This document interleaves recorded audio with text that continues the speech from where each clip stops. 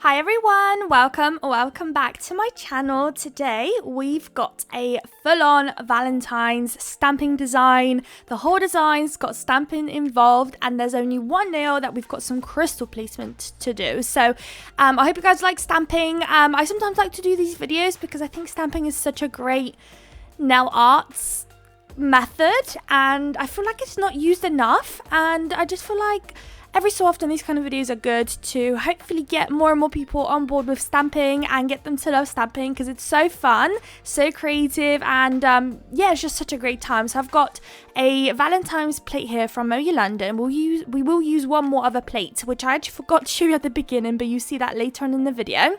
And this one is a bit of a layered theme, which we will use on, I think, just one design. We're going to do all sorts of different techniques in today's video. There's basically everything in the books pretty much today. We've got some ombre stamping, we've got some reverse stamping, some layered stamping, the whole lot. So definitely stick around. Hopefully you will learn a lot too in the video.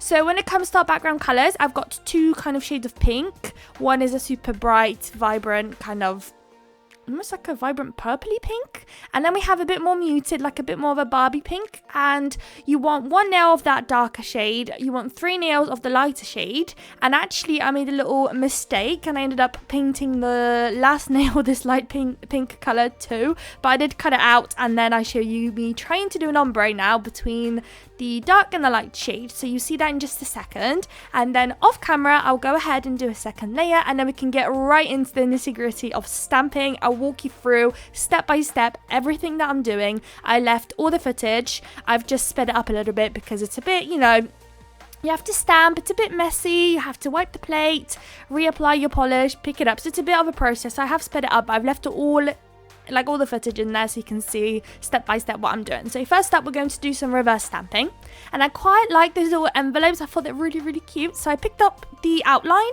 and as you can see you could double stamp it, so right next to it you do have the full cover bit, but I really enjoy reverse stamping. So this is where you pick up a outline of an image and then you color it in on your stamper. It's so fun, although I managed to actually mess this one up, which I'm not sure how. It's the first time it happened to me this bad, to be honest. So yeah, so I've got the darker shade of purple when it comes to our stamping polishes, and I'm just coloring in the back of that image, and then I'm going to leave it to dry for a little while, because if you want to stamp it straight away it might end up splodging all over the place. So kind of leave it so you can kind of see that it's kind of dry but a bit tacky still. Even if it's fully dry, not a problem at all. We are using gel polishes today and they leave a tacky layer, so we won't have to worry about the transfer of the image if it's fully dried.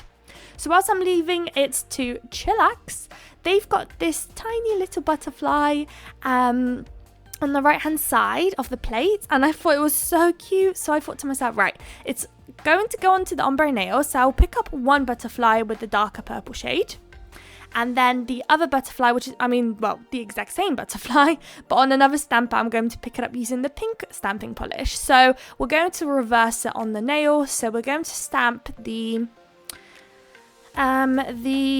little envelopes right in the center of the ombre nail, and then if we've got the darker shade of purple at the bottom, we'll stamp the lighter shade of butterfly there, and we'll do oh no, we didn't. Oh no, that's what I was going to do, but we didn't do it actually, so apologies. But I think that would look really cute too.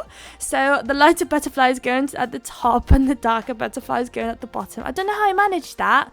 Literally in my head I was like, right, do it this way, and now that I'm voicing it I've noticed I didn't, so that's a bit of a shame, but it's okay.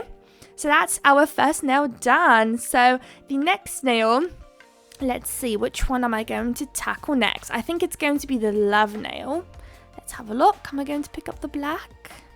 I am. And yeah, we're going in for that love image. So I'm just wanting to get the love words first. So me removing everything around it that I didn't want is called isolating. So you just want to remove everything that you don't want, and then you want to go ahead and stamp down the love in the center of the nail that you want it for. So the hearts around it, I want them still, it's just I wanted them in an ombre look. Since we already have an ombre nail in there, I thought it would be really cool to include some ombre stamping as well. So what we're going to do is place the darker purple at the top, lighter pink at the bottom, and then start gently scraping. Of course this is sped up bear that in mind. And then until you start to see the blend that you want to achieve on your stamping plate. If you don't see on your stamping plate, do not pick it up yet, because it will pick up exactly what you see. And just keep going, and very gently and in very controlled movements, because if you're going to swipe, let's say from left to right in like an angle, you end up smudging them too much into each other, if that makes sense. It definitely takes a little bit of practice, so give it a couple of tries before you go ahead and actually attempt to design with ombre stamping. So I've placed it down and it's looking cute, but I thought that it looks kind of funny that the nail isn't fully covered, so I'm going in again and we're going to remove a couple of hearts and we're going to stamp and just make this nail a full cover nail. So here's that bottom part done, and you literally cannot even tell that we've done that. It literally looks like it was supposed to be like that, but it's not. It's literally the most crazy thing with stamping. I love it so much. It literally is like magic. You would never know. Never know. So now it's time for the purple. Same thing. Picking it up, and I'm going to place it at the top. And then bing bam bosh, and you've got your nail done and looking super cute, and we've achieved a full cover ombre nail. So fun. So fun. There we go. Oh, I love this one. It's got to be my favorite, you know. Or maybe even the crystal nail. Crystal nail's really pretty too. Okay, so now onto our kind of a bit of a crazy nail in a way. So I've got a couple of, well, quite a lot of different images actually on the one nail. So the first thing that I'm picking up, it says ooh la la, and I quite liked it, so I popped it on the top left hand side of the nail. Then, I don't know if you can see, but they've got these roses that you can layer. So we're going to attempt to layer now as well. So that's another little technique that I'm doing today. So I'm going in, of course, with the background colour first. So the colour of the roses, which is going to be pink. I'm picking it up. Isolate anything that you don't want. Later on as well, I'll show you that. You can use your scraper, but you can also use a lint remover? Roller maybe, and also later you can use your gloves as well. Don't use your fingers because you're just going to get so messy, and make sure you're wearing gloves because this is a very messy process. As you can see, I've got a bit of a little white on the background just to cover up any of that excess polish. So now I've picked up the black, kind of the stem of the flowers and the middle parts of the roses, so that's stamped down, and they also had this tiny cute little bow, so I've picked that one up too using the purple. So I'm going to do that now. And then that's going to go, I don't know if you can see where the stem is of the roses. There is a gap, and that gap was made to pop that little bow in there. So if you wanted to make the bow black, that would have looked really nice too. But since I was kind of sticking with the black, light pink, dark purple kind of vibe today, I was just, you know, trying to alter it around the three colours. So, of course, it wasn't enough, so I need another two little butterflies. So we're going to do two purple butterflies, one on the right-hand side above the roses, and also another one on the left-hand side. I think here I wanted to use my glove to remove the excess, anything I didn't want, and I actually ended up tapping onto the butterfly. So bear in mind that as well. Just be careful. I'm a bit crazy sometimes. I do things way too fast, and I think it's just such a me thing. All my life, I keep getting told, slow down, stop doing it so, you know, quickly, just calm down because you break something, and it's just a me thing. So I do that quite often with nails actually. I go, oh, I need to watch out, don't spill those crystals. Boom, I just spilled those crystals. Let me know in the comments if you're just like me.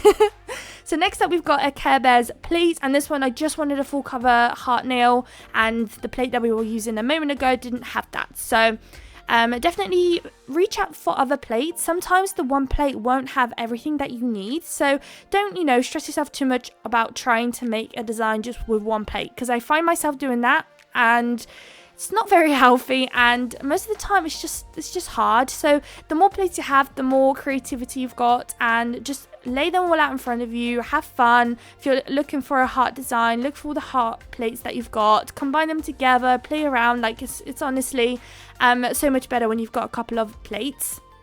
I'm not saying, you know, you don't have to. It's just sometimes personally when I'm trying to create a design, sometimes I restrict myself to one plate, and sometimes it's just not what you should do.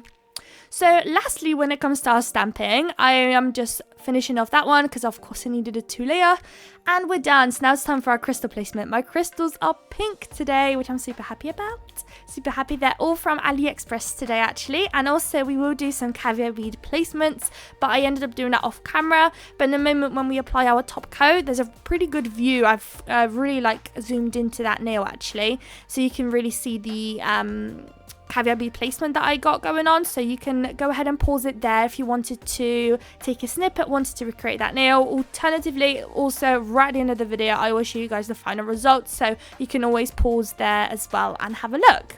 So I've got a heart-shaped crystal, some of these kite or diamond-looking crystals, a couple of just circular crystals, just playing about with the different sizes and combining them together.